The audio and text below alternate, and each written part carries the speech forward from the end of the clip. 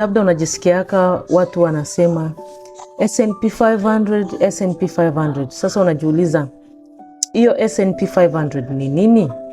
S&P 500 ni ma-index ambazo ziko tracked, manake banazikontrole kupitia hii makampuni kubwa ambazo ziko Ameriki, hii makampani ya mkubwa sa vile ma Apple, ma Amazon, ma Google, ma McDonald, yani zile kubwa, ma Microsoft na mengine, ma Tesla, zile kampuni kubwa zenye kuendelea vizuri kuuzisha, yani mkila kitu wanaendelea vizuri, wanaongoza manake.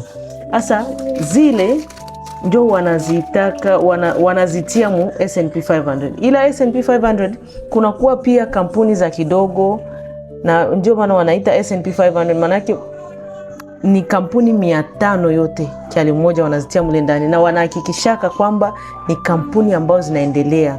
Tuseme saa vile mwiko hapa tulitia ndani Apple, ndio za mkubwa Apple, Microsoft, McDonald, manini, Costco, manake zile makampuni kubwa, Walmart, kampuni kubwa ambazo zinaongoza zote ziko humu ndani. Lakini pia tunaongeza na vile wa kidogo bo tunayua ubu abuombaki ovyo ovyo, aburudi yake nyuma ovyo ovyo, tunavutia bote pamoja.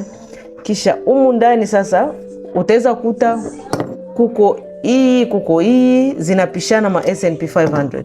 Sasa utaweza kuta muhimu S&P 500 kuko yenye wanaita VOO, manake ni ya Vanguard, kuko utasikia wanaita IVV, kuko wanaisikia wanaita ma QQQ, manake inadependre na kitu yenye wanainvest ndani. Kuko za teknoloji, kuko za marestaurant, kuko za bitu mbalimbali, za mahopitali, manake ni makampuni ambayo inachanganya, lakini kuna mara wanazigawa, unakuta hizi mwani za kazi fulani, zingine za kazi fulani. Ndio hivyo gisi S&P 500 inatengenezewa. Kuna mara utasikia wanasema SPY, hiyo ni maakronimi, lakini inakuwa na majina yake ya mrefu.